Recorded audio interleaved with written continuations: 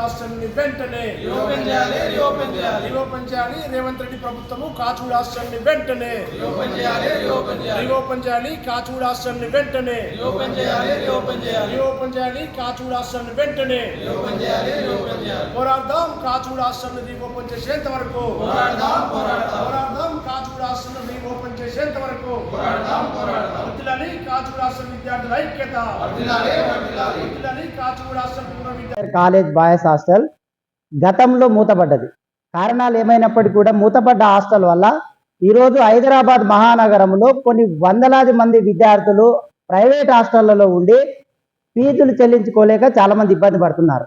SC ST BC minority వర్గాలకు చెందినటువంటి college పిల్లలు అక్కడ 500 మందికి అకామిడేషన్ జరిగేది.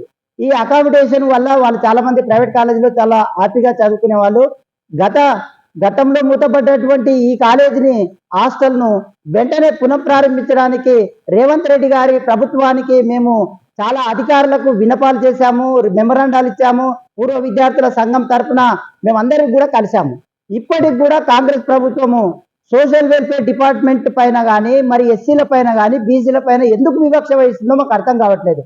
మేము చాలా చేస్తున్నాం అంటున్నారు ప్రభుత్వం. మరి ఇప్పటికీ చదువు పట్ల నిర్లక్ష్యం ఎందుకు ప్రవర్తిస్తున్నది ఈ గవర్నమెంట్? మేము రేవంత్ రెడ్డి గారికి ఒకటే డిమాండ్ చేస్తా ఉన్నాం. హైదరాబాద్ నగరంలో కాలేజీ విద్యార్థులకు చాలా సౌకర్యంగా ఉన్నటువంటి హాస్టల్ కాచిగూడ హాస్టల్ను పేద విద్యార్థుల కోసం వెంటనే పునఃప్రారంభించాలి. దీనికి సంబంధిత అధికారులను ఆదేశించి మీరు ఈ 31వ తారీఖు వరకు, ఈ నెల 31వ తారీఖు వరకు స్టార్ట్ చేయకపోతే, రీఓపెన్ చేయకపోతే సెప్టెంబర్ మొదటి వారంలో మేము రాష్ట్ర వ్యాప్తంగా కూడా ధర్నాలు చేస్తామని చెప్పి మేము రేవంత్ రెడ్డి గారి ప్రభుత్వానికి డిమాండ్ చేస్తా ఉన్నాం.